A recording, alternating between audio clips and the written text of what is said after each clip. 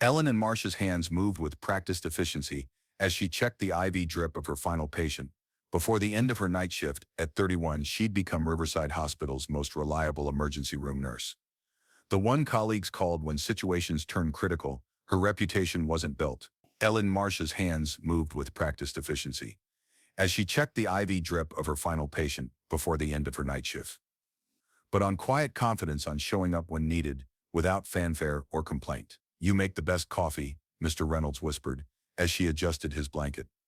The elderly man had become a regular in the ER with his chronic conditions. Elena smiled. The small pot of coffee she brewed each morning for elderly patients wasn't in her job description, but these small kindnesses mattered to her rest. Now she said, "Dr. Sullivan will see you first thing in the morning." The rain had started around midnight, turning torrential by the time Elena signed out at 6 a.m.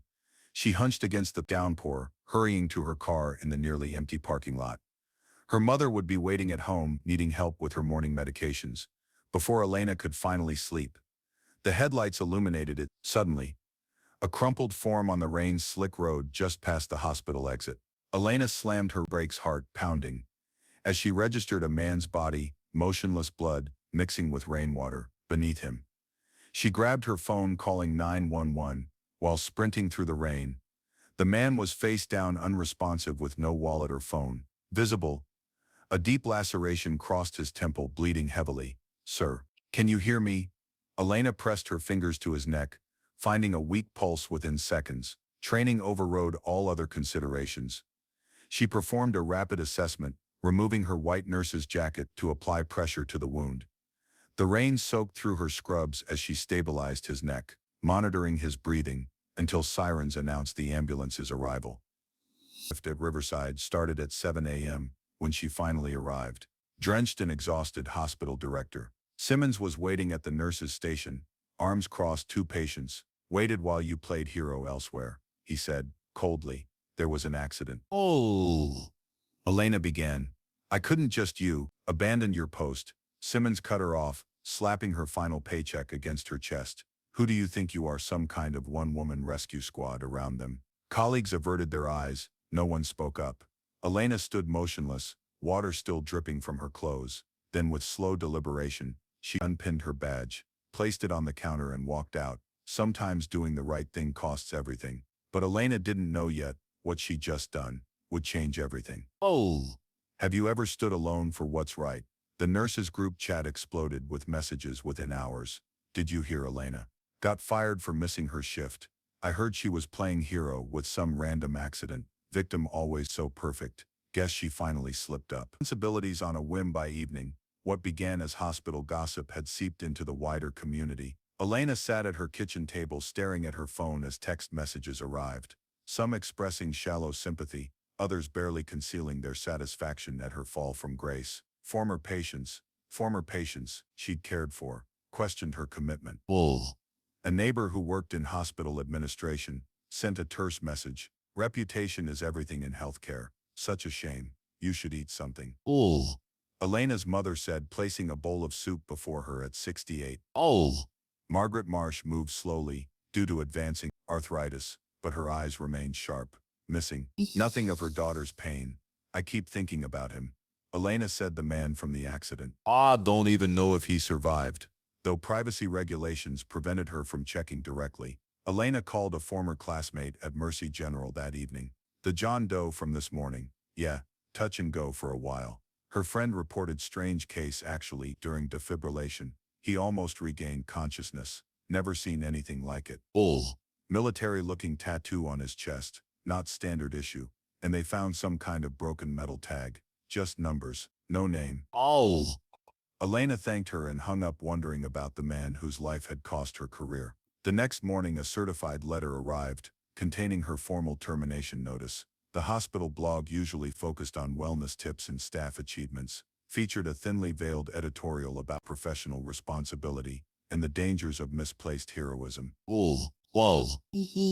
No one had ventured out for groceries. Conversations halted as she passed a former patient. Crossed the street to avoid her. The barista, who'd known her order by heart, suddenly needed to ask her name that evening. A small package arrived, with no return address. Inside lay half of a military identification tag and a handwritten note. You saved the right person. All. Elena turned the metal tag over in her hand, running her finger along its broken edge. No name, just a sequence of numbers that meant nothing to her. She tried calling the delivery service, but they had no record of who had sent it. She slept fitfully that night, waking to strange noises outside her window. By morning, whatever vehicle had idled on her street was gone, Leaving behind. only a military-grade medical kit on her porch. The bag bore the distinctive insignia of the Delta Force, an elite unit she recognized only from news reports and movies. Inside was standard field equipment, but attached to one strap was a patch bearing the same symbol as the tattoo described on John Doe's chest. Her mother found her staring at the items spread across the kitchen table. Oh, what does it mean? Margaret asked. I don't know, Elena Elena replied, but someone's trying to tell me something later that day. Oh. Former supervisor called to inform her that her nursing license was under review for abandonment of patients without a reference from Riverside. Other hospitals wouldn't touch her application. Former colleagues stopped responding to messages entirely. That night, Elena sat at her kitchen table, the flame from a candle illuminating her nursing credentials as she considered burning them. What was the point of skills? No one would allow her to use. Do you regret it? Her mother asked softly, from the doorway, stopping for him.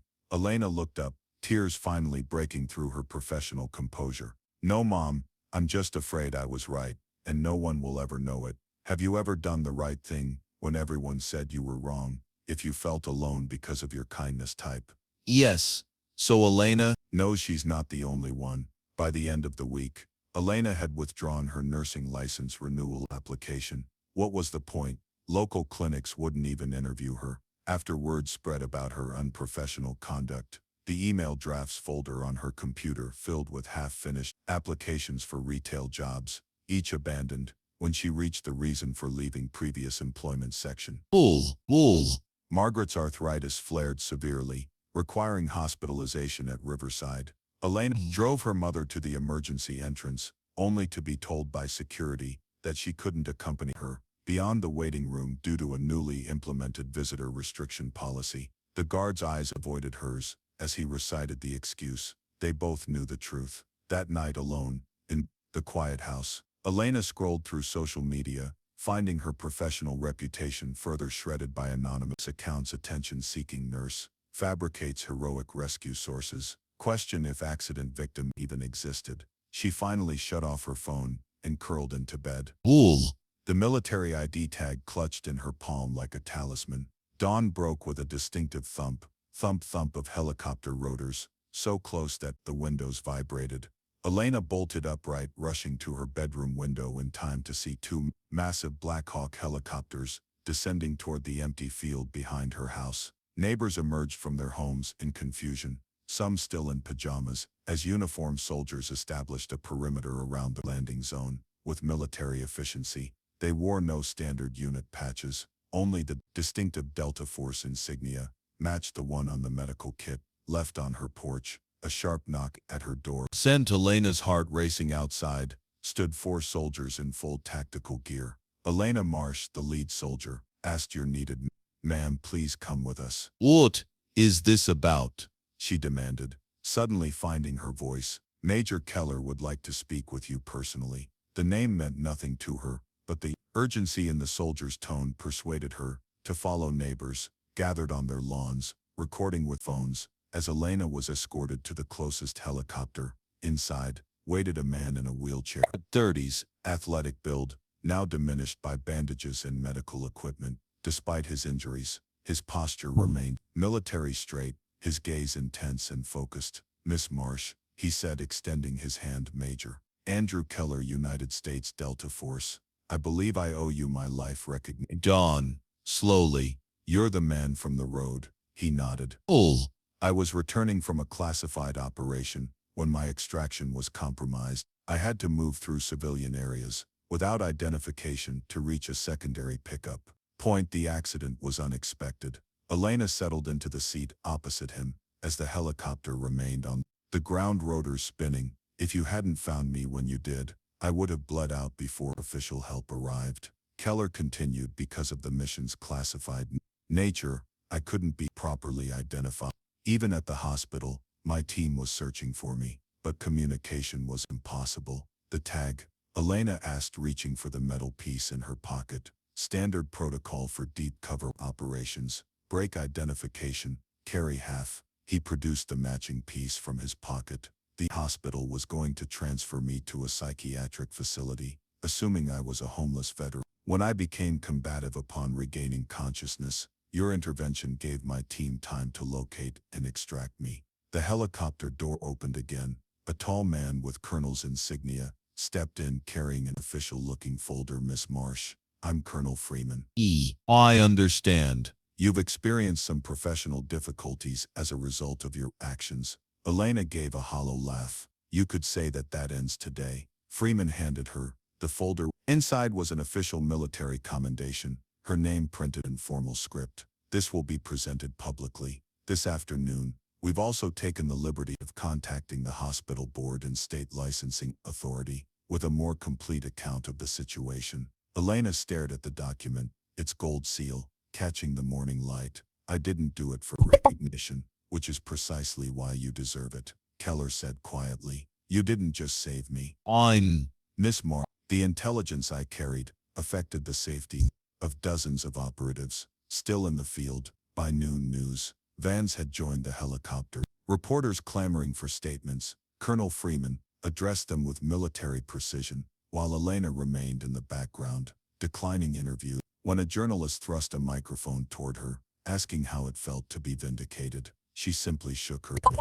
I don't need apologies, she said quietly. I just needed them to know. I did the right thing. Not everyone has the courage to be misunderstood and still remain kind. If you believe truth and honor, need no proof. Drop. No one below. Autumn painted the trees outside Elena's window in amber and gold. As she prepared her morning coffee, 6 months had transformed her life in ways she could never have anticipated. The military commendation had been followed by job offers from hospitals across the country, each eager to claim the hero nurse for their staff. She had declined them all instead. Elena now volunteered 3 days a week at the Veterans Rehabilitation Center, helping transitioning back to civilian life. The work paid less than her hospital position, had but brought a fulfillment that transcended financial compensation. Her mother's health had improved, with access to a specialized arthritis program arranged, though Elena never confirmed it through Major Keller's connections. The media attention had faded quickly, as it always does. Elena had given exactly one interview, declining all questions about the military operation, but speaking passionately about medical ethics and the obligation to render aid regardless of circumstance. Sometimes the right decision won't be in any handbook. She told the reporter, you have to trust your training and your humanity. This morning, like every morning, she prepared 2 cups of coffee, one for herself, and one placed near the window, where sunlight would keep it warm. Beside it sat the framed Delta Force insignia she'd received from Keller's unit, not hung on the wall but positioned privately beside her mother's photograph. She never displayed the military commendation. That paper lived in her desk drawer, a private reminder rather than a public boast. Occasionally she received postcards from anonymous senders, a desert landscape, a mountain range, once a beach at sunset. No messages, just a small stylized K in the corner. She never responded, but kept each one in a wooden box with the military ID tags, now fused back together. From her porch, Elena could see into the yard of her neighbors, the Hansons and their curious 8-year-old daughter Emma, who often watched Elena through the fence slats. Yesterday Elena had overheard Emma talking to her friend. Mom says she was blamed by everyone, but in the end the whole world thanked her. Elena smiled at the simplification, but appreciated its essence. Sometimes vindication comes not in dramatic helicopter landings, but in the quiet understanding of a child who learns that doing right matters more than being praised. When kindness costs everything, it reveals who we truly are. Who's the everyday hero in your life? I once believed kindness was easily recognized, but Elena's story showed me sometimes compassion requires more courage than any battlefield. In a world where words are celebrated, silently doing what's right is the path few choose. Yet this is what defines true goodness. There are heroes who wear no armor. There are people fired simply for doing what's right. And if we remain silent, they'll vanish without remembrance. Subscribe to QH Incredible Stories so people like Elena will always be remembered. We live in a time when validation comes through likes and shares, when public opinion can destroy a reputation built over decades. Elena's journey reminds us of a profound truth. Integrity isn't measured by applause, but by the quiet certainty that comes from aligning our actions with our deepest values. Perhaps you've stood where Elena stood, at that crossroads between convenience and conscience. Perhaps you felt the weight of judgment from those who didn't understand your choices, or perhaps you've been the bystander, watching silently as someone else paid the price for their principles. Elena's vindication came dramatically, with Blackhawks and official commendations, but for most moral heroes, recognition never arrives in such cinematic fashion. Instead, it comes in the private knowledge that when tested they chose right over easy. The next time you witness someone standing alone for what they believe, remember, heroes aren't just in stories, they're in hospital corridors, in classrooms and offices. Ordinary people making extraordinary choices when no one is looking, and they deserve to be seen. Subscribe now to QH Incredible Stories, where the quiet heroes take center stage. The nurse removed her mask, bowing her head in apology for being late. Caring for a stranger, who do you think you are? The manager tossed her paycheck in her face before the hospital's silent witnesses. She just pulled out her phone. 24 hours later, 2 Black Hawk helicopters flew overhead. Who called them, and why?